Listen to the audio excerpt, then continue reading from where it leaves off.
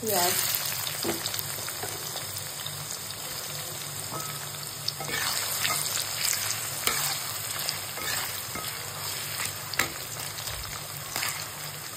পেঁয়াজ রসুনটা ভালো করে ভাজা হোক। এখনকার পেঁয়াজগুলো না সিদ্ধ হইতে চায় না, দেশি পেঁয়াজই হোক আর ইন্ডিয়ান পেঁয়াজই হোক, কোনো পেঁয়াজই সিদ্ধ হতে চায় না। তরকারি রান্নার পরে খাওয়ার সময় পেঁয়াজটা যদি সিদ্ধ না হয়, আমার এই জিনিসটা খুব বিরক্ত লাগে।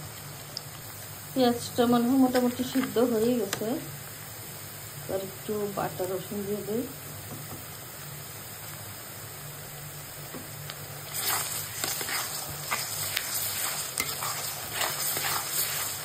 শুটকিতে রসুন যত বেশি দেওয়া হয় শুটকিটা ভালো লাগে, রসুনের ফ্লেভারটা শুটকিতে অনেক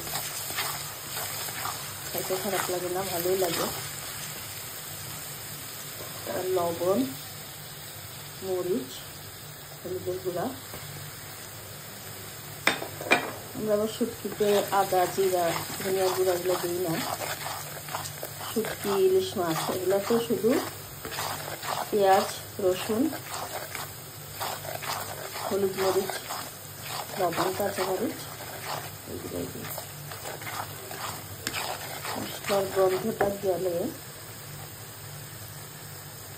হালকা একটু পানি দিয়ে দিই।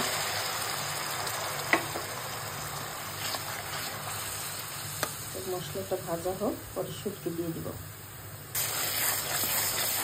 মশলাটাও প্রথমে শেষ।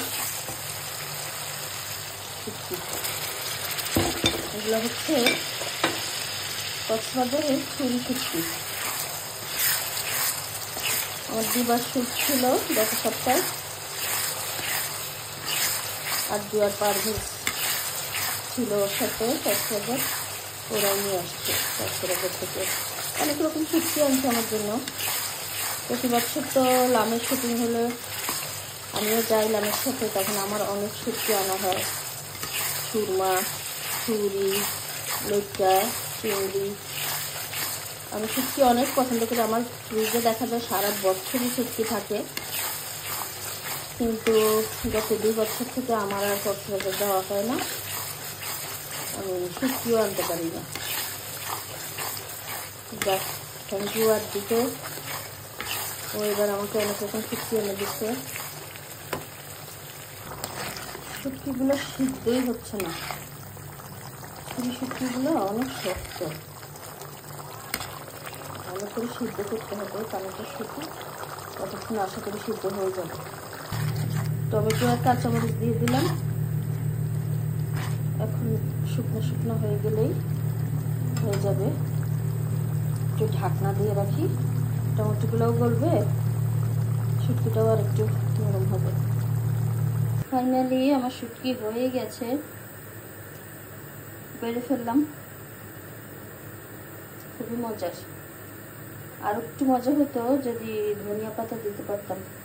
বিলেতি ধনিয়া পাতা দিলে শুটকিটা আরো সুন্দর ফ্লেভার আসতো। বিলেতি ধনিয়া পাতা নাই বাসায়, কোনো ধনিয়া পাতাই নাই।